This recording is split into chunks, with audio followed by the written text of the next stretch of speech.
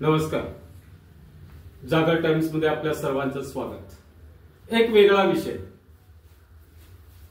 मनोज जरांगे पाटलांनी खेळ मांडावा 145 जागांचा.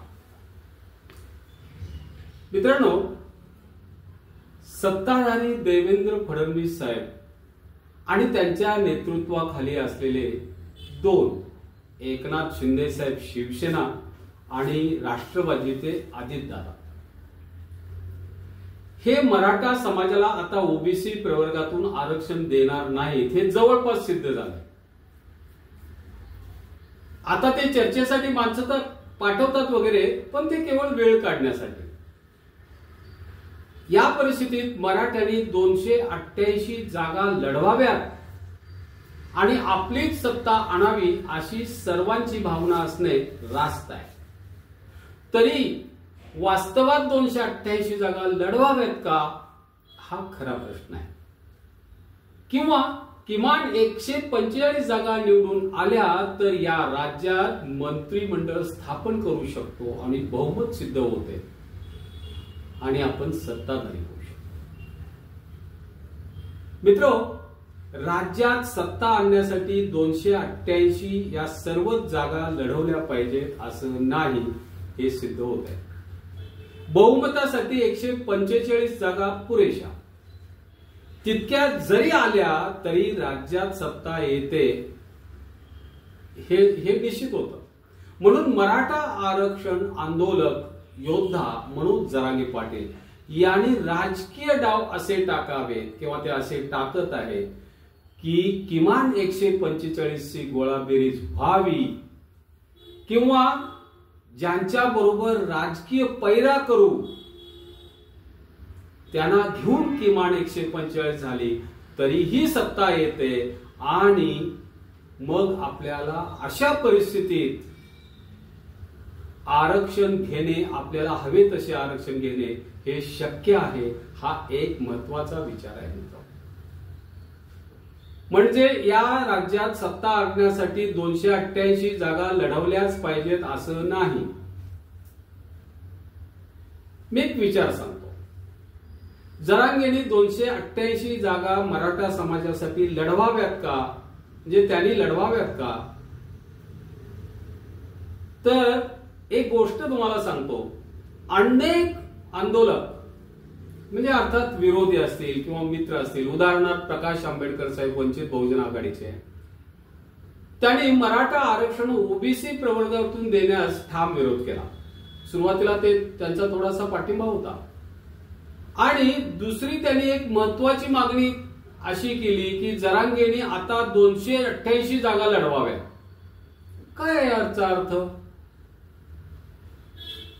छगन भुजबळ साहेब, देवेंद्र फडणवीस साहेबांचे काही भक्त आणि ओबीसी समाजाचे नेते प्रकाश शेंडगे किंवा हाकेसर नवनाथ वाघमारे अशी सगळीच मंडळी मनोज जरांगे पाटील यांना असा सल्ला देऊ लागलेत की 288 जागा तुम्ही लढवा. अशा पद्धतीची थेटपणे किंवा आडवळणाने सुचवले जाते अशी ही ओबीसी प्रवर्गातून मराठ्यांना आरक्षण देण्यास विरोधक असणारी मंडळी सुद्धा सल्ला ज्यावेळेला लागली त्यावेळेला त्याच्यामध्ये गोम आहे हे आपल्याला ओळखता येतं. आणि तसंही आधी आम्ही हुशारच आहोत, समजले सगळ्यांना.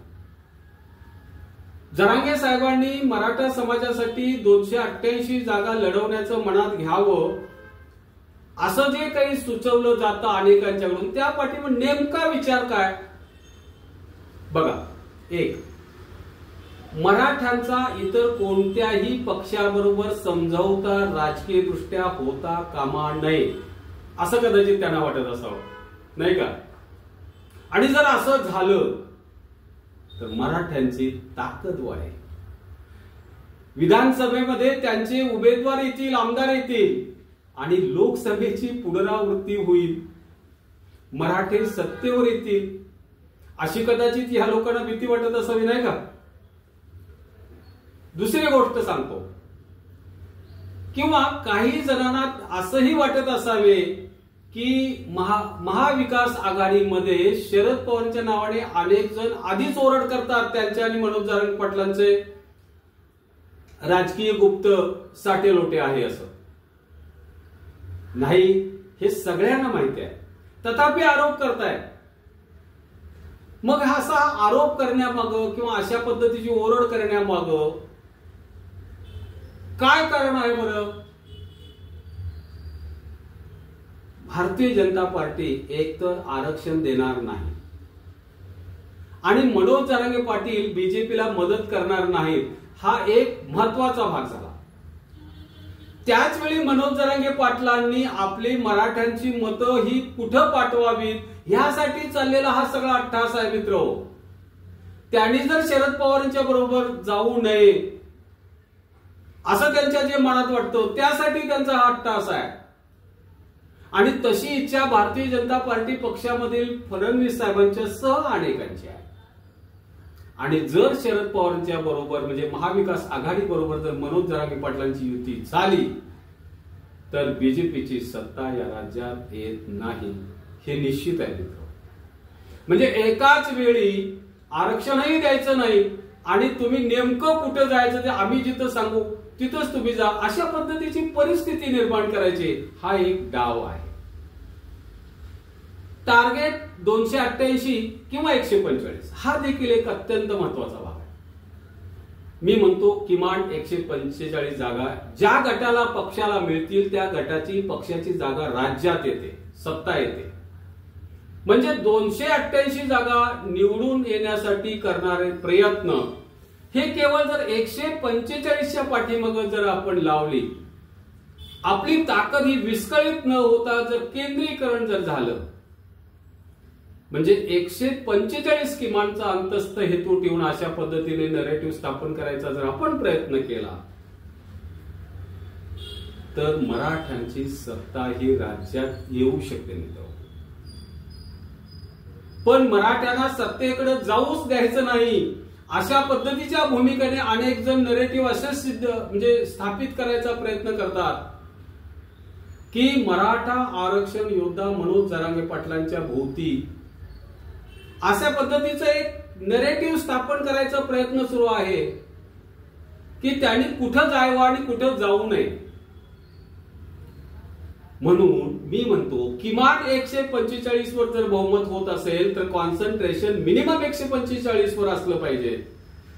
म्हणजे 288च्या तुलनेत एवढ्या जागा निवडून आणण्यासाठी प्रयत्नांचं केंद्रीकरण करणं आपल्याला सोपं झालं आणि महत्वाचं म्हणजे राज्यात ही सत्ताही येईल.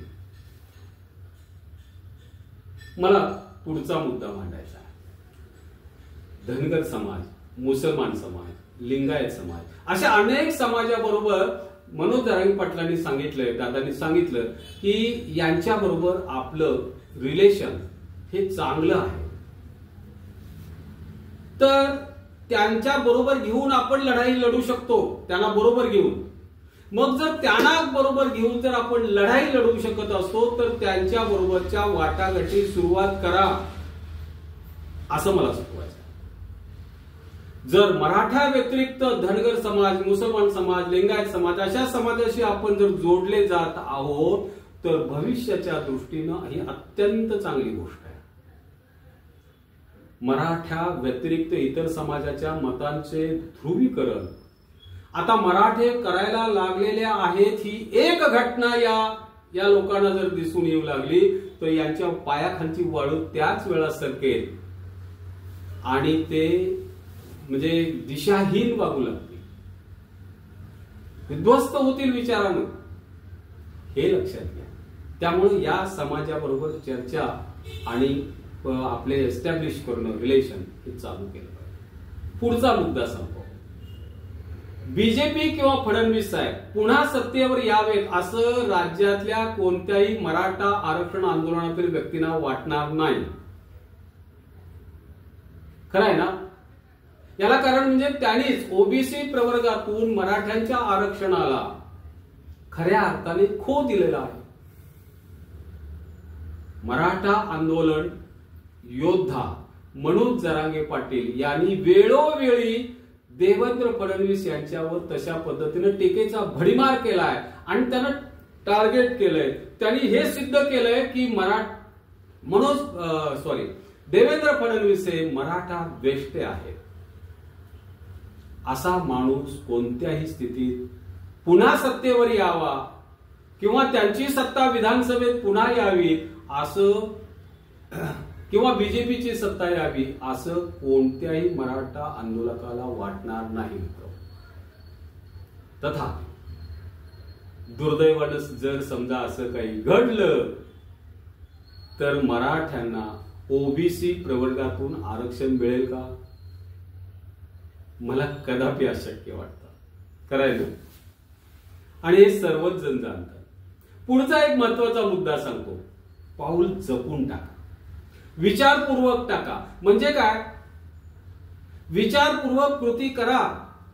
वेगवेगळे परम्युटेशन कॉम्बिनेशन विचारात घ्या. आपण केवळ मराठ्यांच्या बरोबर इतर कुठले समाज जोडले जातो, कुठले मिनिमम करंट आरक्षण देणं ही सत्ताधाऱ्यांची गरज हे आहे. सत्ताधाऱ्यांनी दिलं पाहिजे. ते सोडून इतरांच्या बरोबर आपला संघर्ष असला नसला पाहिजे. छत्रपती शिवाजी महाराजांच्या आपण जर मावळे म्हणत असू तर त्यांचं आपल्याला शिकलं पाहिजे. 2 पावलं माघार घेणं म्हणजे अपयश नाही हे सर्वांनी मनात ठाण मांडलं पाहिजे. ठामपणे समजत असलं पाहिजे. तशा पद्धतीचा विचार असेल तर आपण काढून टाकूया.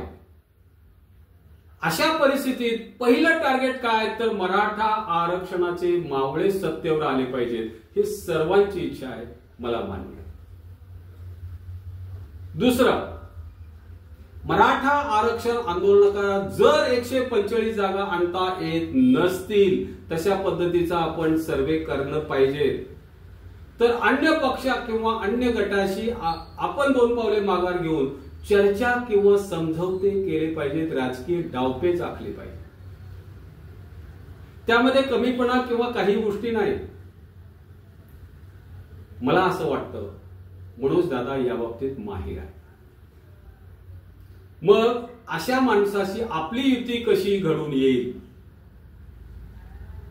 किंवा आपल्या विरोधकांशी आपल्याला ज्यांनी आपल्याला मदत केलेली नाही ते सगळेजणच आपल्याला विरोधक म्हणून चालेल का? मला असं वाटत नाही. हा एक गनिमी कार्याचा भाग आहे. तात्पुरते ते आपल्याला आपल्याशी वाटले पाहिजे. त्याच वेळी मराठ्यांच्या दृष्टीने महत्वाची बाब म्हणजे बीजेपी किंवा महायुती ही सत्तेवर येता कामा नये अशा पद्धतीचं नियोजन आपलं असलं पाहिजे. मित्रो, मनोज जरांगे पाटील आणि मराठा समाज सत्तेवर येणार नाही किंवा येऊ नये यासाठी बीजेपी हर एक प्रकारचे प्रयत्न करत असेल हे आपल्याला उघडपणे दिसतंय. त्याला आपण बळी पडता कामा नये. पुढचा मुद्दा, तपास यंत्रणांचा वापर. कदाचित आपल्या विरोधात तपास यंत्रणांचा वापर होणार नाही, मी मान्य करतो. पण महायुतीच्या विरोधात म्हणजे महाविकास आघाडीतल्या काही लोकांच्या वरती तपास यंत्रणांचा वापर होऊन त्यांना जेलमध्ये टाकलं जाईल आणि काही करून त्यांना आपल्या पक्षासाठी किंवा महाविकास आघाडीसाठी प्रचार करू दिला जाणार नाही. अशा पद्धतीचं एक नरेटिव्ह किंवा अशा पद्धतीचं एक भाग हा कदाचित बीजेपी अवलंबू शकेल. भारतीय जनता पार्टी सत्तेवर पुन्हा येण्यासाठी विरोधकांच्या मागे तपास यंत्रणांचा ससेमिरडा लावण्याची शक्यता आहे असं सर्वच जण म्हणतात. हे विसरू नका. आता तुम्ही म्हणाल त्याला आपण काय करू शकतो? तेही विरोधक हेही विरोधक. खरं आहे, मूळ जबाबदारी सत्ताधाऱ्यांची आहे हे विसरू नका. म्हणून उद्धव ठाकरे असतील, शरद पवार किंवा काँग्रेस मधील काही स्टालवर्ड्स एकदम मोठे असे पुढारी की जे अनेक भागावरती परिणाम करतात त्यांच्यावरती तपास यंत्रणांची कारवाई करून निवडणुकीच्या काळात ते निवडणुकीपासून दूर कसे राहतील हे जर प्रयत्न भारतीय जनता पार्टी करण्याची शक्यता असेल त्याचा अर्थ असा आहे की ते मग सत्तेवर येऊ शकतील आणि ते मराठा आरक्षण लढ्यातल्या कोणाचीही इच्छा असणार. Everything is fair in love and politics आपण म्हणतो. म्हणून मी अशा पद्धतीची जोडणी आणि डावपेच असले पाहिजे असं म्हणतो. आता अशा परिस्थितीत आपण काय करणार? त्यांचं ते बघून घेतील नाही. आपल्या दृष्टीनं भारतीय जनता पार्टी सत्तेवर येण्याची शक्यता जर वाढली तर ते धोक्याचं नाव आणि मराठा आरक्षण मिळवण्याच्या दृष्टीने हे अयोग्य आहे हे मनोजदादा जरांगे सांगतात. अशा परिस्थितीत 288 जागा लढवायच्या का 145 धोरणात्मक नियोजन करायचं? हा डावपेच, हा राजकीय डावपेच बीजेपीला सत्तेपासून दूर कसं ठेवतंय यासाठी महत्वाचा आहे. याचा ठामपणे विचार केला पाहिजे असं माझं मत आहे. मित्रांनो, आपल्या आरक्षणाच्या लढ्यात ज्यांनी थेटपणे विरोध केलाय त्यामध्ये देवेंद्र फडणवीस साहेब असतील, छगन भुजबळ साहेब असतील. हो, देवेंद्र फडणवीस साहेब आणि भुजबळ साहेब, सुधीर मुनगंटीवार साहेब असतील, पंकजा मुंडे मॅडमचं घराणं असेल, शेलार असतील किंवा आणखी काही अशी मोजकी मंडळी असतील. शक्य असेल तर असे डावपेच लढवावेत की ही मंडळी जिथून उभं राहणार आहेत त्या ठिकाणी मराठा आरक्षणाच्या ह्या मंडळीने विरोध केला पाहिजे. खंबीर उमेदवार त्यांच्या विरोधात जो असेल त्याला मदत केली पाहिजे. त्यांच्या विरोधात उभे राहिलेल्या एका व्यक्तीला मदत करण्यासाठी आपलं धोरण आपण ठरवलं पाहिजे आणि निश्चित आणि त्याच्यामध्ये एक वाक्यता आली पाहिजे आपल्या सगळ्यांच्या मध्ये. यासाठी प्रयत्न करणं फार महत्वाची गोष्ट आहे. यालाच राजकीय डावपेच आपण म्हणतो. मित्र, असे अनेक गोष्टी आपल्याला सांगता येतील. मला असं काही म्हणायचं नाही, मी तुम्हाला काही सुचवत नाही. मला जे वाटलं त्या गोष्टी तुमच्या समोर ठेवतोय. कदाचित त्या अपुऱ्या असतील, चुकीच्या असतील, तुम्ही त्या मला कमेंट करून सांगा हे तुमचं चुकीचं आहे म्हणून. पण काहीही करून जर आपल्याला मराठा आरक्षण ओबीसी प्रवर्गातून जर का मिळवायचं असेल तर आपला हेतू, उद्देश आणि उद्दिष्ट हे ठाम आहे मित्र. त्याच्या आडवा येणाऱ्या प्रत्येकाला आपल्याला रोखलं पाहिजे, नाही का? आपल्याला भविष्य काळात काय जोडण्या लावल्या पाहिजेत याचा थोडासा हा मागोवा घेण्याचा मी प्रयत्न केलाय. कदाचित चुकीचा असेल, माफ करा. पण आणि अशाच पद्धतीने व्हावं हे असंही काही नाही. शेवटी आपले नेते मनोज जरांगे पाटील हे जो निर्णय घेतील त्याच्या पाठीशी आम्ही सदैव खंबीरपणे उभे आहोत असं मला तुम्हाला सांगायचं आहे. धन्यवाद मित्रांनो. माझी ही पोस्ट आपल्याला कशी वाटली हे कमेंट करून सांगा आणि ही पोस्ट आपण लाईक, शेअर आणि सबस्क्राईब करायला विसरू नका. नमस्ते.